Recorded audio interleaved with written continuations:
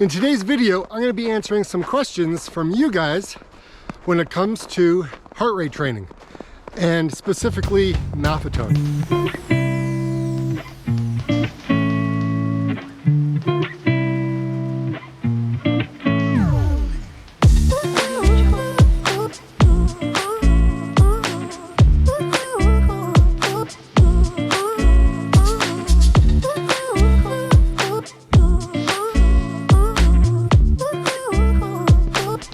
So good morning, everybody.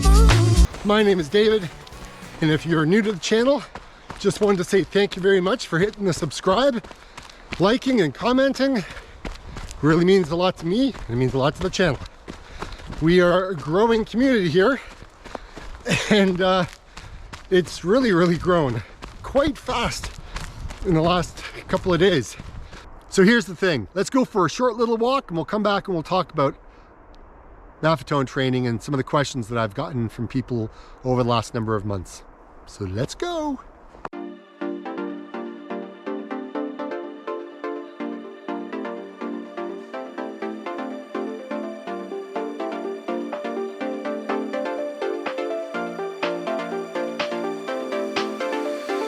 Lady took me down to where I've been lately. Yeah, her love can make a person hazy. Praying she won't break me down, down. She makes me crazy. Never promise anything, but maybe I let her do anything, let her play me. She makes me go another round. What are you doing to me now? You found a way. Every day it just feels a little worse. I mean, like, we've known each other for about 15 years and suddenly I can't even talk to her. At this point, I am scared for her, and I'm really worried, and I miss her so much. Keep getting headaches. It's just been slowly getting worse over the last couple of months. I don't know anymore.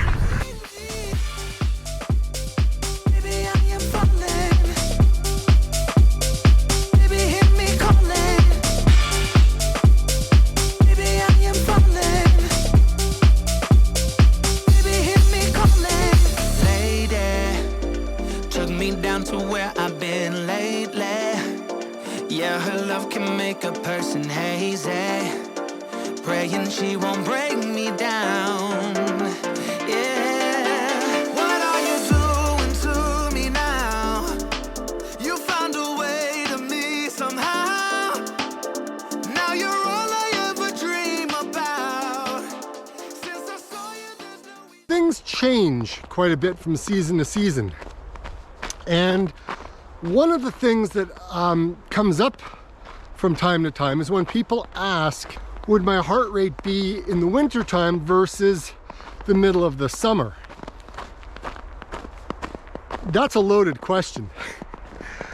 And I would approach this with caution.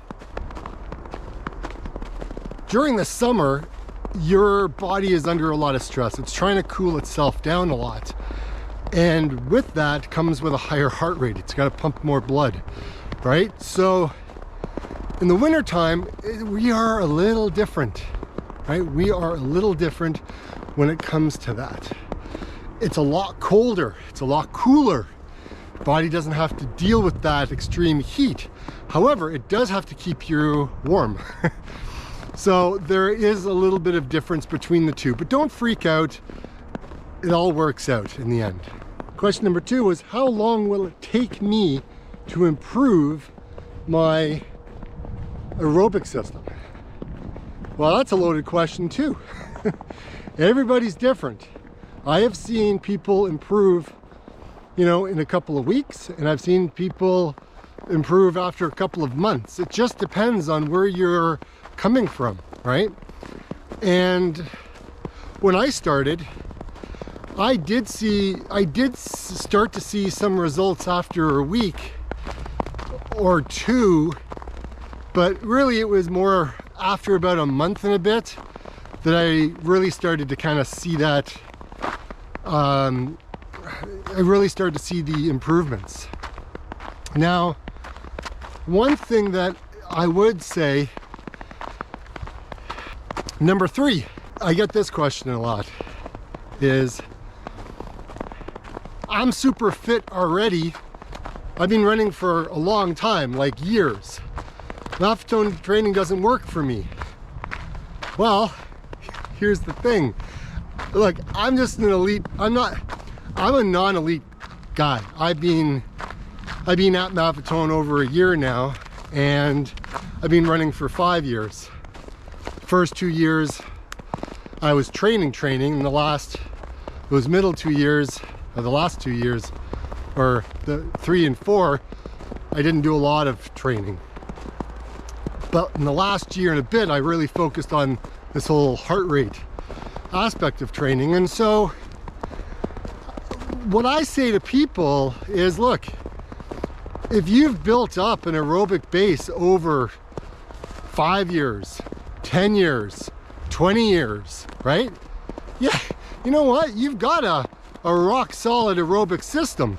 And if you're not seeing improvements, or the bigger thing, number 4, is I have to run too fast for my ability for heart rate training, well, guess what? That may have come for the fact of you putting in the miles all these years, and you've just built up this great aerobic system. And so for other people who are just kind of starting off running, or have burned out, or who have gotten injured, or need to lose weight, or all of those other ors that I just said, it works really well. And again, it's average, like it's for the average person, right?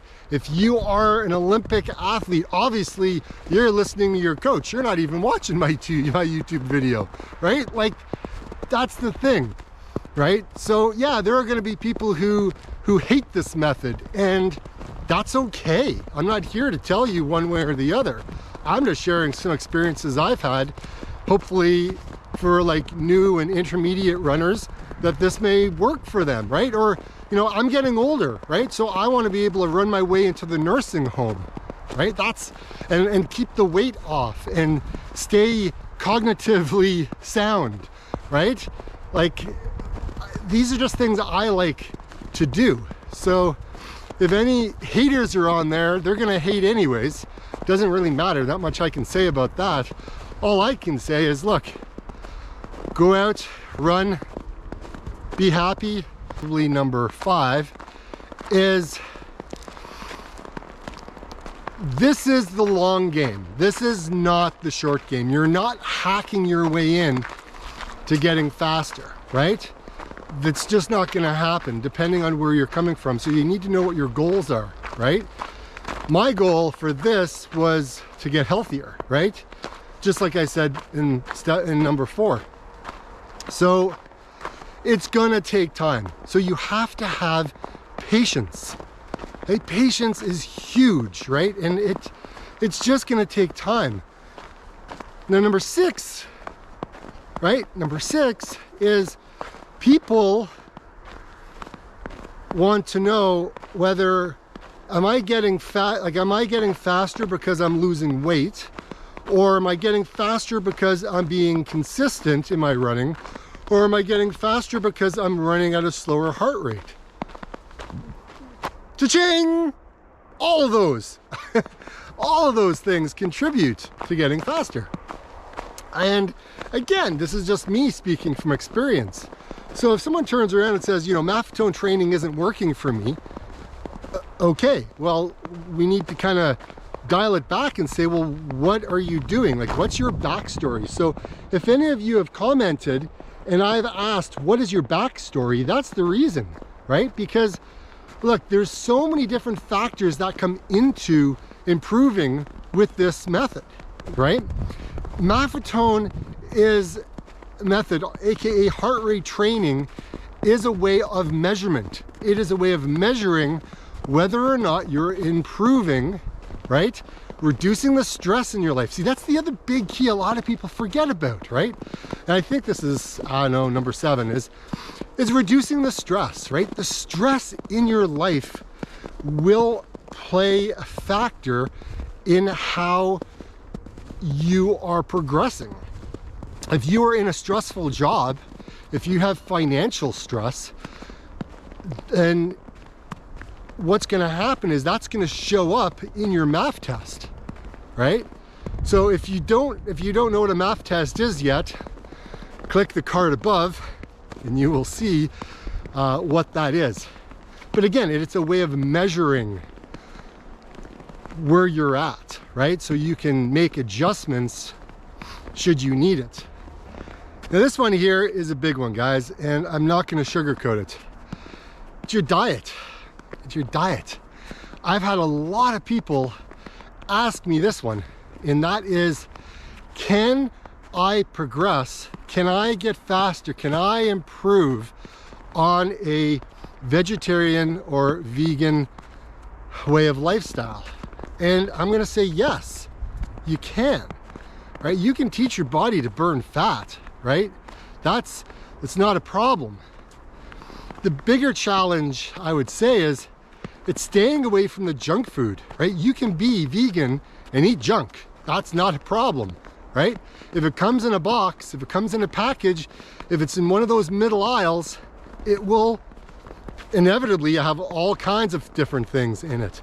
And I'm not saying that I am not guilty of this. Absolutely, it happened to me, right? Like, I still have Beyond Burgers and they're highly processed, right? I wouldn't consider that a health food. I would consider that an alternative, right? That's what started off, right? Like, I needed to make changes in my life. I was obese. I had major weight issues, and which led to all my other issues. So again, you need to look at the way you are training, because all of these aspects of it is part of training, right? Training by having a healthy diet is a huge factor, right? You need to be able to recover faster, right? Because if you're going out and you're running longer and longer and longer, then yeah, you want to be able to stay healthy. Running slower is one aspect of it, but eating a healthy, balanced diet is another, right? Number 9, I would suggest this to anybody. If you've got issues with your joint, let's say your joints are ache, like they're not, I don't know, like your knees and your elbows and your wrists, and like, I don't know, your joints are starting to hurt, or if they just feel hurt, if that makes sense.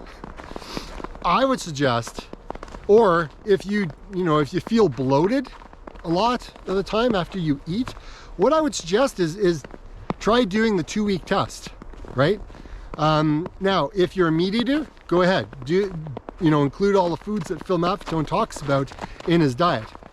If you're a vegetarian or vegan, you can still do it, just leave out the meats, right? You can get a lot of protein from a lot of nuts and seeds and other sources, right?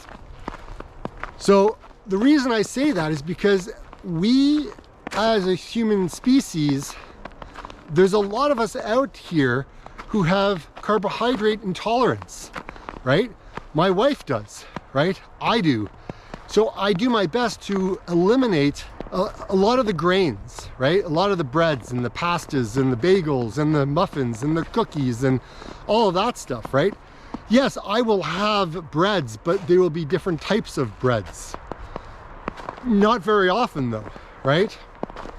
So again, this is an individual way to see what your body is responding to. So if you bloat after you drink some milk, or you have some breads or whatever it is, then yeah, that may be a sign of gluten intolerance, right?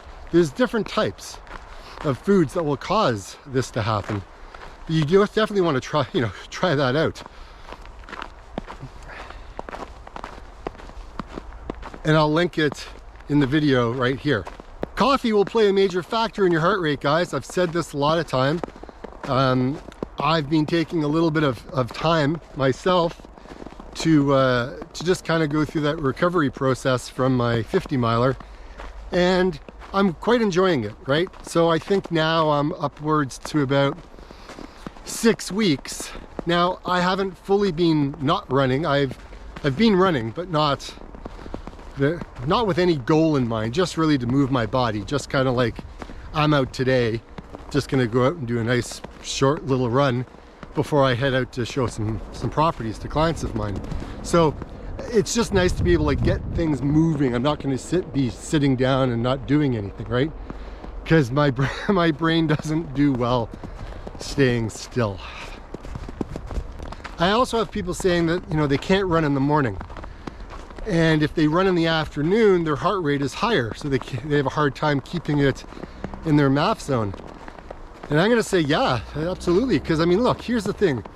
If you wake up in the morning, you're more relaxed, right? You can get out, do your run, do it fasted. It's not a big deal. However, sorry about the noise in the background, guys. I don't know if you can hear the big trucks. They use their engine brakes a lot. If you are in a high stress job and you end up going to work, and then on your lunch break you go for a run, or at the end of the day you go for a run, you may see a higher heart rate. And that's just because, look, you've just gone through the whole entire day. You've got deadlines you got to meet. You're trying to do a Zoom call, right? Because we're still in a flipping pandemic. So you're trying to do a Zoom call and it's not working, or whatever it is, right? There's all those other factors that kind of play into it, and it's very stressful. So again, it's something that you need to know. So if you're going to be running later in the day, then what I would suggest is do your runs, but you just know that you're not going to be able to maybe run as fast as you would be in that same heart rate zone as you would in the morning. It's just going to be different, right? Every day your body is reacting to different stressors, right? So you're not comparing yourself day to day, right? Kilometer to like, you are dealing with your run when you do your MAF test each month, right? Not each day. So that leads into number 10. You know, I've had people say, you know, should I vary up my running? And I'm going to say, yeah, absolutely, right? Because if you don't vary up, or if you don't change, if you're the type of person who gets stuck on a number and you're running the same route every single day, then what's going to happen is you're going to be obsessing every single day you go out for a run, and you're going to be looking at once you finished your run, and you're going to be like, oh my gosh, that was a terrible run. I'm not getting any better. I'm not getting any better. And you're going to be comparing that every single day. No, it doesn't work like that. Every day is different, right? You may have some bad sleep one night, right? You may have a big meal of food that you don't normally eat the day before. You may drink a lot of coffee. You may have a really bad day at work. You may have gotten bad news from somebody. So every day is going to be different. However, month over month over month, if you're getting better, right, if you're improving, then it's working. However, if you see things are not working, then you need to look back and go, what's changed? What's going on in my life that's causing this to happen? I have a question from myself. And this question is, how much fitness am I going to lose after I take a break from running? Guys, this is real. Like, this is going through my head right now. Right now, as I'm out just doing this little bit of a walk video, right? I'm interested to see what's going to happen. How long is it going to take me to get my heart rate back into my zone where I was pre 50 miler, right? That to me is important, because I've, you know, found that the longer, like if you're just a beginner runner, you're going to lose your fitness way faster than somebody that's been training for 20 years, right? So again, don't beat yourself up. That's just the nature of it, right? So when I came off of a big run, I needed to take a break, right? Mentally, physically, just I needed to. So I did. And now I'm starting to come back, and I'm starting to think, okay, where am I at? Like, how much fitness have I lost? right? And where am I going to be with my pace, right? Where's my MAF number? Where's my pace? I just told you the other week that look at my improvements, how well I've done, right? And now, after this break, I'm questioning, where am I, right? What's happened? So again, I've said this lots of times. This is an experiment of one. This is my journey. This is where I am at in my fitness, in my life, in my stress and everything else, right? This is just me. So everybody's going to be different. So what I hope that this helps you understand is, and this leads into my last one, is don't compare yourself to other people, right? Again, if you are the type of person who gets stuck on numbers and that type of thing, you really may want to look at not posting on Strava or not looking at Strava or something, because Strava can be kind of detrimental in a way, because we get into this process of like comparing what's my heart rate and what's his heart rate, and oh my gosh, like their heart rate's way better than mine, and it doesn't work, man. It doesn't work like that, right? We are all individuals having a different experience in our journey of running, and we all come to it at different points in our life. So that will be the last one I will deal with, and I'm just going to leave it there. And look, I just hope that you get something out of these videos. I mean, I could go on and on. There's a whole bunch of other questions that have come up that I just haven't been able to answer because I want to keep these videos kind of short. But again, I just wanted to say thank you guys. Appreciate all of you who have tuned in and watched. It really means